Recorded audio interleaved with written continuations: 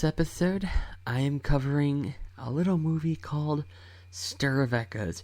I built that up like it was like this big film. But yeah, I'm sure most people listening to this haven't even heard of it before.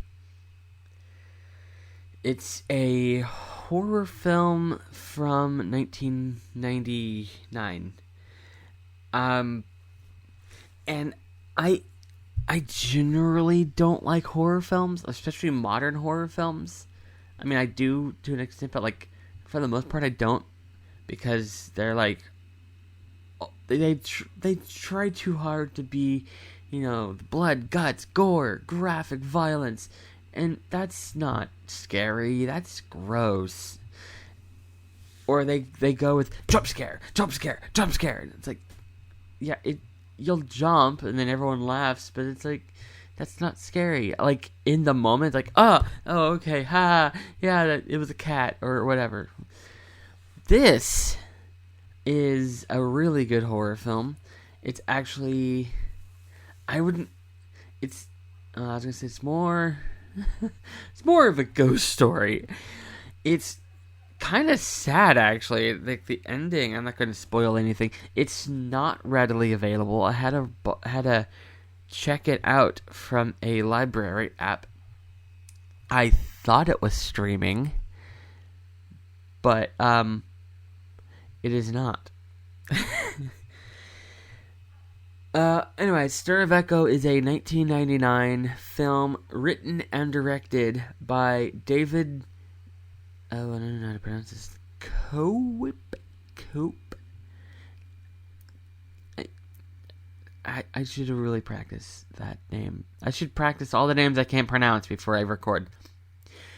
And it's starring Kevin Bacon, Kathryn Erbe, and Illeana Douglas. I really should practice names before I record. Or at the very least, look up YouTube videos on how to pronounce them, because they're celebrities. They have Wikipedia articles, which means they've probably done interviews. I'm here with blah, blah, blah, blah. Yeah, they say the name. The actor doesn't correct them. I say it the way that doesn't get corrected. But I don't do that. But anyway, when I think Kevin Bacon, I think of this. Most people think Footloose. I think this. I think this and Frost Nixon, which is very random. Yeah. I told some friends that, like, oh yeah, when I think of Richard Nixon, when I think of Kevin Bacon, I think Frost Nixon, and they were like, he's in that? Like, yeah, he's in that. So, even though it's not readily available, I mean, it's technically readily available. I've been using the Hoopla app. It's a library app. And because it's a library app, just because it's available on my app doesn't mean it'll be available on your app. Because I have it connected to the San Francisco Public Library using my membership card. My library card, not membership card. It's technically the same thing. Even though you didn't pay for it. Or I did. I've had 3 different library cards in my life in 3 different states, and I've never had to pay for it. But I have heard of people having to pay for library cards. So, point is, if you have a library card for your local library, you could download Hoopla, connect your card to it, and it'll be connected to your local library, and you can check out ebooks, audiobooks, movies. I think I remember seeing comic books on the list. Let me see, pulling it up. Yeah, comics. It's got comic books, audiobooks, ebooks, movies, music, TV shows, binge passes. What's that? Hoopla Binge Pass lets you, binge entire collections of streaming content here at your fingertips with just one borrow. That's actually pretty cool, actually. Oh, you can connect it to a streaming service, but probably not any. I'm looking through. There's only one I've heard of. Curiosity Stream, which is a documentary streaming site, which I did have at one point, but because I have so many streaming services, I thought it would be a good idea to have every streaming service. And then I realized afterwards that you're not going to watch every streaming service. So, yeah. Anyway, there's another one I recognize. The Highlights collection. Like, highlights, like, for kids. Wait, I just realized something. There's Highlights for Kids. Is there just a because it's like, it makes it sound like, oh, this is the kids version of Highlights. Is there an adult version? Like, it's like a regular magazine called Highlights, and then there's a kid version? I don't know, I never thought of that. I haven't thought about Highlights in a very long time. Anyway, even though it's not technically readily available, I'm not going to spoil anything, because this movie, it is a mystery. As in, there's a mystery to solve in this movie. So you could probably borrow it from your local library, or borrow it from the Hoopla app, or something. So I'm going to consider it readily available, but not as readily available as if it was on Netflix or something. So, no spoilers here. So, yeah, the ghost in this, the only thing close to a spoiler in this is there's a ghost girl in this movie, but it's not, this is in 99. It's before, like, The Grudge and all that came out. However, I think this movie inspired The Ring and The Grudge, because there's a scene where Kevin Bacon's character has, like, a hallucination, and he sees her walking towards him, and she's walking in that kind of style that they later used for, like, The Grudge, but not like limbs folding over herself, like that movement. It's like a subtle version of that. I think the way they managed to record her doing that is they probably filmed her walking backwards and then reversed it, because that's how it looks. So, like, it's not exactly what they did in The Grudge, but I feel like that possibly inspired The Grudge or something. That style was eventually overused, and this is the earliest I've ever seen it used in a movie. But, like, another thing, the ghost girl in this movie still looks like a girl.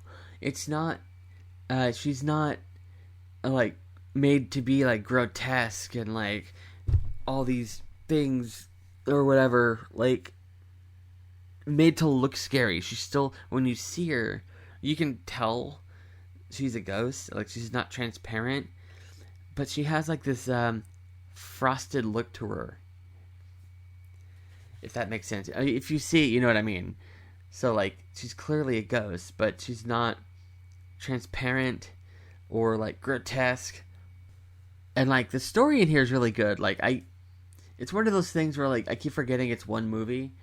Well, technically, I'll get to that. Because, like, this is one of those movies I grew up watching. And thinking back on it, like, I remember the characters. I don't remember all their names, even now. Like, I saw it yesterday, and I don't remember all the names, which it's not to say, oh, they're bad. It's a bad movie. I remember Jake, the kid. He's the little kid, Jake. And the reason why I remember the name is, I'll get to that. It goes back to there's more than one, but there's not. There's not. The point is, I remember these characters all these years later. And, like, this movie's always kind of stood out to me as, like, when people are like, modern horror movie sucks. And I'm like, what about this one? Except it's been so long that it's technically not modern anymore. It's, like 24 years old now, which I hate. I hate that. Stop it. But yeah. Okay, I'll kind of talk about it now. with this movie, there is kind of this elephant in the room about it, that I've always avoided until yesterday, and I still regret it. There's a sequel that came out, because this came out in 1999. There was a sequel that came out in 2007 called Stir of Echoes 2: The Homecoming, starring Rob Lowe. And it was a straight-to-video movie, and there's not even a critic score on Rotten Tomatoes. There is a 20% score from audience, which, again, I've said in the past, Rotten Tomatoes score doesn't really matter. Like, I'm not even just talking about, the Mario movie, where the critics gave it a low score, but the audience gave it nearly 100. I don't really care. Like, a movie could be... I've seen movies that had 0% that I loved. I've seen movies that had 100% that I was like, really? That one? So, like, the tomato meter has no bearing. But I know some people do. They're like, oh, that movie must be terrible because it's got a 3%. This one doesn't even have a percent when it comes to... Because the ones people look at is the critic score. The critic score could be 3% and the audience score 100%. People are going to be like, it has a 3% on Rotten Tomatoes. No, it has 100%. I think critics can be bought off. I have heard that said. I think it came out recently. Some movies were bought by the critics were paid to give good reviews. So I don't really go by what the critic score is. I go by what the audience score is. And even that, I don't take it as, oh, this movie must be terrible. Or this movie must be awesome. It's kind of like, It also helps me determine, like, how to approach talking about a movie. Because, like, if I really love a movie, but it's got, like, a 3%, then I'm going to talk about it like I'm defending it, But if it's got 100% and I like it, and it's like, well, I don't really have to defend this movie. It's like, I love this movie. It's great. But if it's got a 3%, I'm like, I love this movie because of this. Don't click away. Hear me out. So that's really the only bearing that the tomato meter has on me, is just how do I approach talking about a movie if everyone hates it and I like it, or if I like it, or if I hate. Okay, so I don't talk about a movie on here if I don't like it. You'll never see me covering a movie, but like, oh, this movie is garbage. I hated this. This is the worst movie ever made. Because I don't like that kind of negativity. Like, at the very least, I think like the most negative thing I said about a movie on here was The Bear, where it was a nostalgic movie. I remember seeing it as a kid, and I remember loving it. And looking back after I've seen it now as an adult, I think the reason I loved it so much was because there was a bear in the movie, but like, it was kind of a boring movie. Not much happened. It's technically a silent film. So, but I still recommend it, like, in a way. Like, go listen to that episode. I'm not going to cover that again. I'm just stalling because I don't want to talk about Stir of Echoes 2. I have heard very little about this movie, and nothing about it was good. I've never heard a single positive thing about this movie. And I wasn't even going to watch it, because why? Why would I watch it? This review, this episode is not about that movie. It's about the first one, and I'm not doing a double episode. That's not till the 40th episode. This is I forget which episode this is, but it's 37, I think.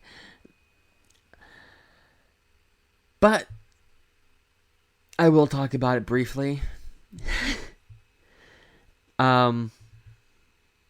All the negative things I have heard about this movie underhyped how bad this movie is. This is one of those rare times I will trash a movie, because while I'm watching it, I was messaging people and like quoting stuff on this movie, and it's like, I like bad movies sometimes, like the so bad it's good. Like there's the intentional ones like Sharknado and like Velocipaster. Like those know what they are and they play into them. This one was trying to be like a straight up serious horror film, and it was hilariously bad. Like not even as so bad as good. Like it was just awful. And it's like you see Rob Lowe's name on there, you're like, oh, it's probably gonna be good. I like Rob Lowe. And even I don't know if it's the script he gave or he just didn't care, but he had like really bad acting in this. Like he had lines and he talked like this. Oh no, that just happened. It's like, come on, Rob, what are you doing? This isn't you. And they went the opposite direction. They went for the first one, which, by the way, I did find out that this originally wasn't going to be a sequel. It was called something else, and then like they decided like late into the production to like, hey, what if we do this? We make it into a sequel to this other movie. It has no connection, and they shoehorned a connection in. The reason I remember the character Jake is because they wrote him into this one. But they recast him, and there's a callback to a previous episode on here. Do you remember Season 2, Episode 1, where I covered Road to Avonlea? Zachary Bennett plays Felix King. He plays the role of Jake in Stir of Echoes 2. So when I saw that on the Wikipedia, that is the reason I watched it. I watched it for Felix King. And I spent the whole movie waiting for that scene. Like, I want to see him. And it wasn't worth it. When they finally got to his scene, like, they had, like, prosthetics on his eyes. Like, they had this thing where, like, oh, yeah, I gashed my eyes out because reasons. But then, like, they had him, like, talking wildly. Like, it didn't even sound like him. I didn't recognize him because they put prosthetics on him. And they had him do his thing with his voice where he was talking like this the whole time. And it was, like, what did they do to this character? Like, I was like, oh, they're going to bring back this character. And they, like, kind of teased at the end of the first movie, this kid's going to go on to be, be something. And then they turn him into this. No. What did you do? And I will say the only good thing I can say about Stir of Echoes 2 is there is a twist at the end. And I did not see that coming. I didn't see the twist coming. I'm like, okay, this is kind of good. But it raises it from a 1 out of 10 to a 2 out of 10. I still don't recommend it. Also, that one is readily available. In fact, you don't even have to pay anything. However, you do have to pay with your time. I don't recommend watching it on Vudu, because it's free. It's free with ads on Vudu and Tubi. I think it was Tubi. Let's see, Tubi. Yep, Tubi. And with Vudu, like every 30 seconds there was an ad break, and there was like 5 1-minute non-skippable ads, and I was like, this isn't even worth it. I got through the introduction of the movie, which the introduction's like 5-10 minutes. It took me like 45 minutes because they kept stopping for ads. And so then I switched to Tubi, and while they're still ads, they're spaced out in a reasonable length. They're still lengthy. It's like a full minute of ads, but it's like every half hour, and that's more acceptable. However, the ads were the most entertaining part of the movie, so I still don't recommend you watch it. Oh yeah, and then one of the worst things about it, they did the opposite of the first one with the... Remember how I said the ghost in the first one still looked like a person? They just gave her kind of like this frosted look, and you can tell she's a ghost, but she still looks like a person. This one, they had like a grotesque burn victim, like the person had been burned alive, and so like the flesh was melting off them, and they were like pus was like spraying out of them, and it was like, this is disgusting. This isn't even scary. And they did have a bunch of jump scares where like the creature or the ghost would like show up in a mirror or something, and it was like, that was a jump scare. A grotesque jump scare. Was not scary. It was not good. And I said this wasn't going to be a review of that, so I'm going to stop talking about it. Go watch A Stir of Echoes. Oh yeah, it's based on a book called A Stir of Echoes.